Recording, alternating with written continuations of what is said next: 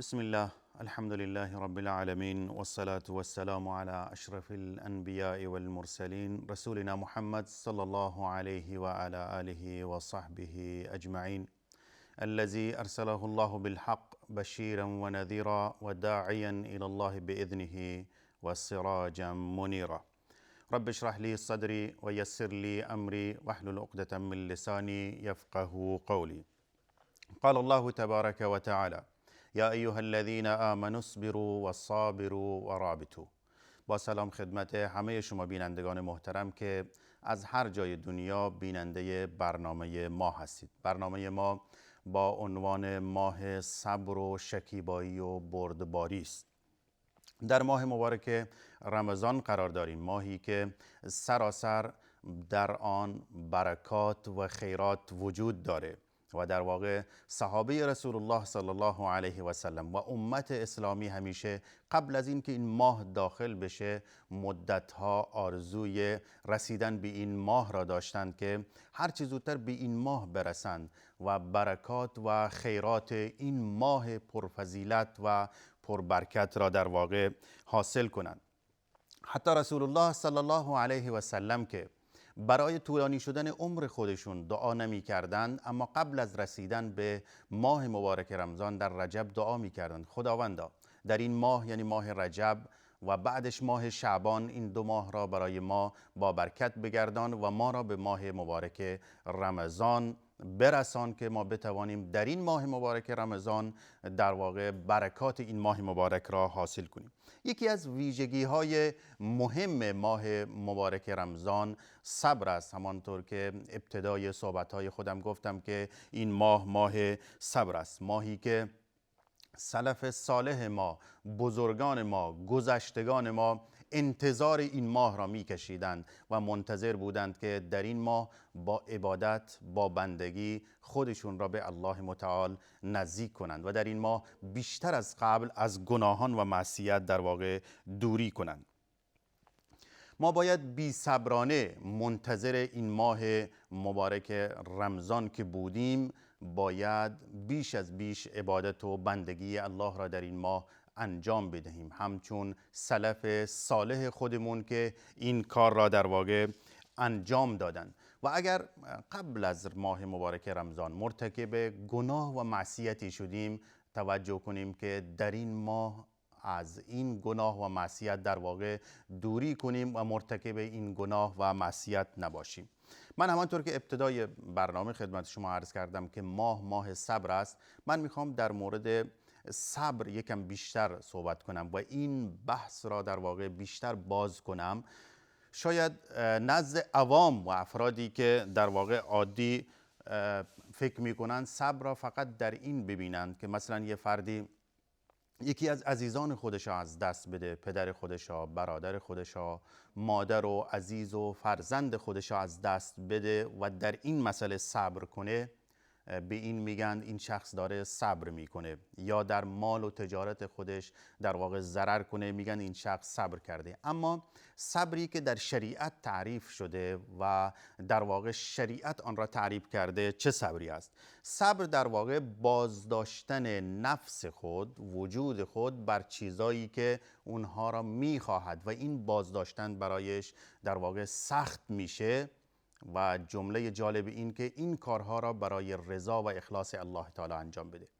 یعنی نفس شما یک کاری را میخواهد که شما باید انجام بدی، اما شما فقط برای رضای الله این کار را ترک میکنی، این میشه صبر. و همانطور که گفتن که صبر معروف در عوام فقط در این است که انسان در مشکلات صبر کنه، اما صبری که شریعت آن را تعریف کرده بر سه قسم است که علما آن را تعریف کردند. صبر بر طاعت الله تعالی که انسان بر طاعت و عبادت الله تعالی صبر بکنه، صبر عن المعصیه، صبر علی المصیبه. این سه قسم صبر هستند که شریعت در واقع اونها را تعریف کرده که برای هر یکی از اینها انشاءالله بیشتر صحبت خواهیم کرد که هر یکی از صبرها چگونه هست و بیشتر توضیح خواهیم داد. اولیش صبر علی طاعت الله، صبر بر طاعت و بندگی الله تعالی. همین روزه که ما و شما داریم روزه هستیم، از صبح تا غروبش هیچ چیزی نمیخوریم، یه عبادت و بندگی الله هست و ما در این داریم صبر میکنیم. یه صبر است، نه تنها روزه بلکه نماز شب. شما تصور کنید یه شب، نصف شب در سرما و سردی بلند میشه، وضو میگیره و جانماز خودش را میاندازه و عبادت و بندگی الله را میکنه. این داره صبر میکنه. خصوصا در سرزمین ها و مناطقی که سردی اونجا زیاده، اما با وجود این شخص وضو بگیره، این سختی و مشقت را برداشت میکنه فقط برای رضای الله و اینکه اطاعت و بندگی الله را بکنه. همچنین در جهاد مثلا، همچنین در حج، انسان هایی که به حج میرن، در حج سعی بین صفا و مروه هست، در حج کارها و اعمالی هست که مشقت هاشون خیلی زیاده، اما فرد مسلمان در این کارها در واقع صبر اختیار میکنه و این عبادت و بندگی را انجام میده. همچنین در صدقات و خیرات میبینیم که شخصی که در واقع زحمت کشیده، تجارت کشیده، یک عمر زحمت کشیده تا در واقع پولی به دست بیاره، اما به دستور خداوند و برای عبادت و بندگی خداوند این مال خودش را صدقه میکنه، این مال خودش را خیرات میکنه و هر سال زکات مال خودش را ادا میکنه. این شخص در واقع با این صبر خودش عبادت، اطاعت و بندگی خداوند را داره انجام میده. الله تعالی در آیه سوره طه 132 به رسول الله صلی الله علیه و سلم میفرمایند وأمر اهلک بالصلاة واصطبر علیها. به خانواده خودت، اهل بیت خودت، به همسر و فرزندان خودت دستور نماز بده و بر این صبر بکن. این صبر بر اطاعت، بندگی و طاعت الله تعالی است که الله تعالی به رسول خودش خاتم النبیین صلی الله علیه و سلم این دستور را میدهند که صبر علی طاعت الله تعالی انجام بده و با دستور خانواده خودت به نماز در این امر صبر انجام بده. برای این لازم است که این را بدونیم که همه عبادت ها و همه بندگی ها نیاز به صبر دارند. گاهی انسان به علت بی‌صبری خودش در واقع یک کار اشتباهی انجام میده که یک عمر ازش پشیمان میشه.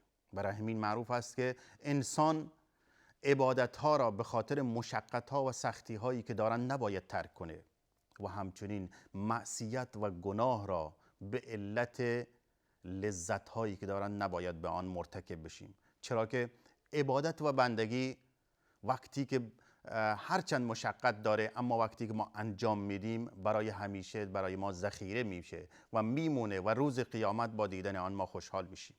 و همچنین گناه و معصیت وقتی که انجام بدیم هرچند در اون چند دقیقه، چند لحظه لذتی آنی و گذشتنی حاصل میکنیم، اما در واقع این لذت ما چند دقیقه‌ای است و گناه و معصیت آن بر سر ما تا ابد و تا قیامت باقی میمانه.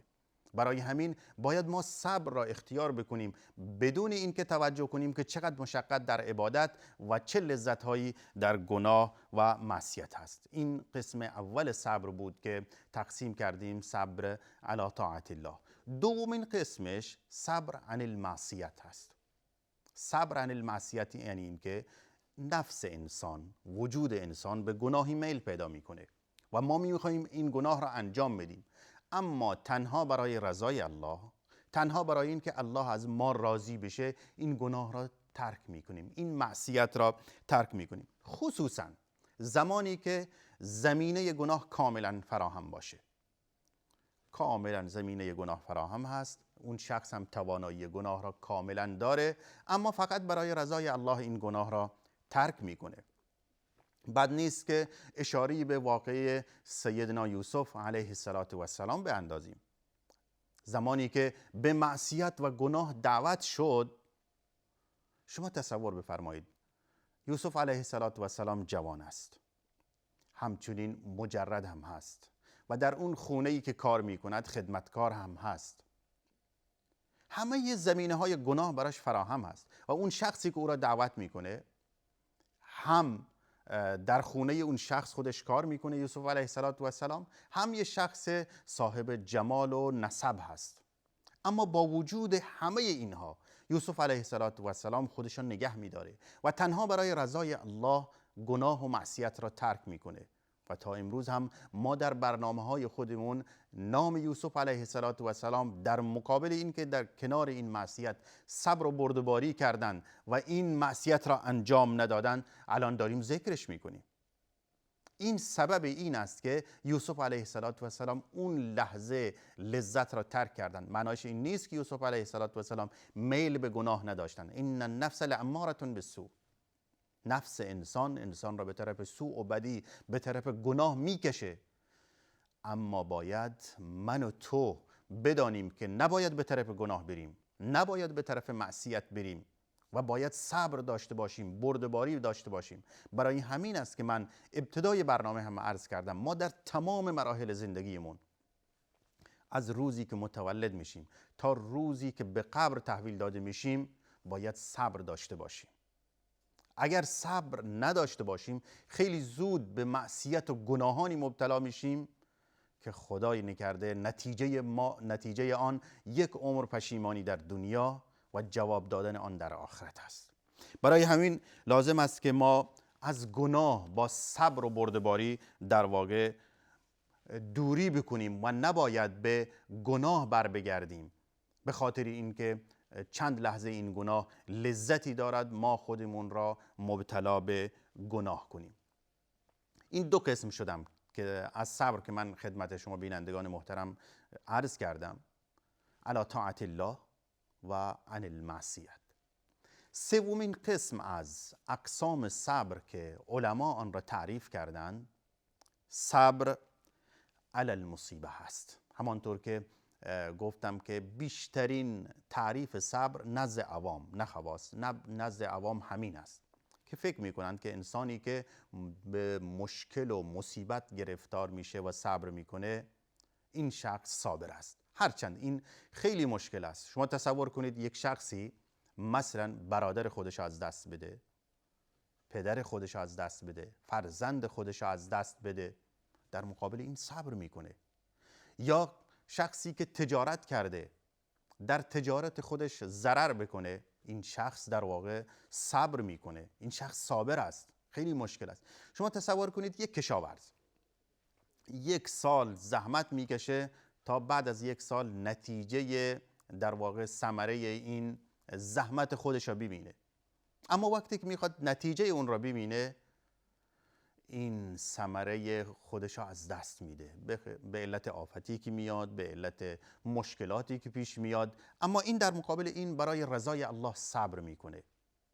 مشکلات تنها این نیستند که من ذکر کردم. در زندگی انسان، من و شما، همه ما مشکلات زیادی را دیده ایم و در آینده هم میبینیم، یا اگر خودمون ندیده ایم، همسایه ما، دوست ما، عزیز ما در مشکلات و مصیبت ها گرفتار شده‌اند.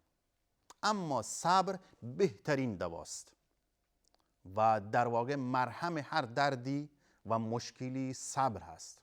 انسان هایی که صبر کردند و بردباری کردند برای همیشه در واقع کامیاب و سرپرست و سربلند شدند.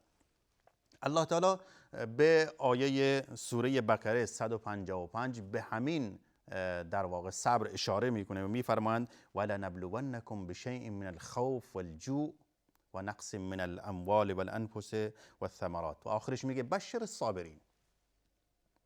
ای بندگان، ای انسان ها، الله میگه من شما را با خوف چیه؟ دشمن وقتی که میاد، مثلا چندین بار در واقعات خوندید که دشمن اومده مدینه منوره را مثلا از هر طرف محاصره کرده. این خوف و ترسی بود که بر صحابه اومد و امروز هم مشکلات و خوف و ترس بر ما میاد. گرسنگی میاد، ولی انسان باید در مقابل این گرسنگی صبر کنه. بسیاری از انسان ها هستند، باور بفرمایید، گرسنگی دارند، مشکلات دارند، خودشون، خانوادهشون، اما به طرف گناه و معصیت نمیرند، اون گرسنگی را برداشت میکنند.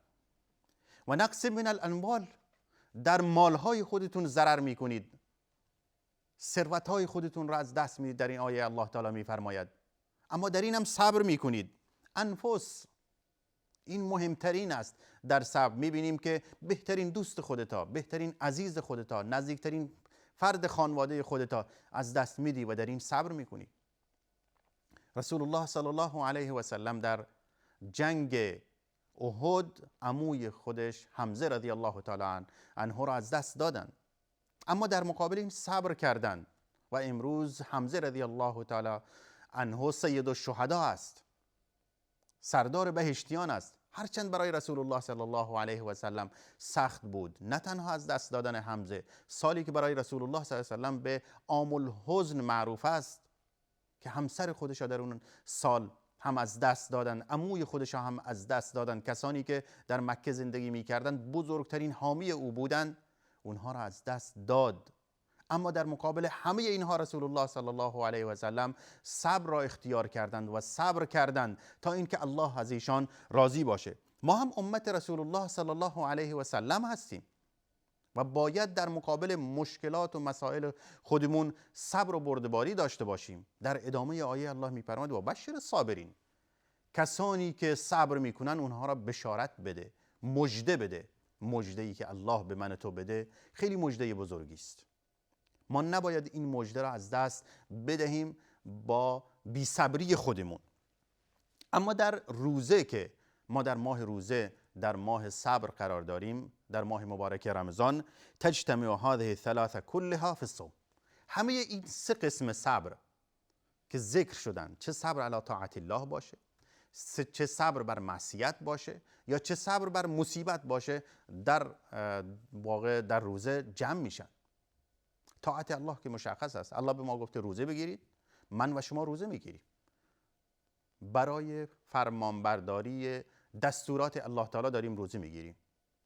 این صبر علی طاعت الله است که الله به ما دستور داده. و الا چه کسی دوست داره 12 ساعت 13 ساعت یا کمتر و بیشتر گرسنگی بکشه؟ همچنین صبر بر در این آیه بر معصیت الله هم هست. غذا کنار ما هست، آب هست، غذا هست، غذایی که حلال هم هست، اما ما این غذا را در واقع نمیخوریم. برای چی نمیخوریم؟ چون که دستور الله هست و خوردن آن معصیت و گناه هست. و سوم که قسمش هست معصیت، مشکلات و مصیبت. گرسنگی خب مشکلات داره. همه اینها را ما برداشت میکنیم برای این که الله از ما راضی بشه. وقت برنامه ما به پایان رسید. تا برنامه دیگر ان شاء الله شما را به خداوند منان میسپارم. السلام علیکم و رحمت الله و برکاته.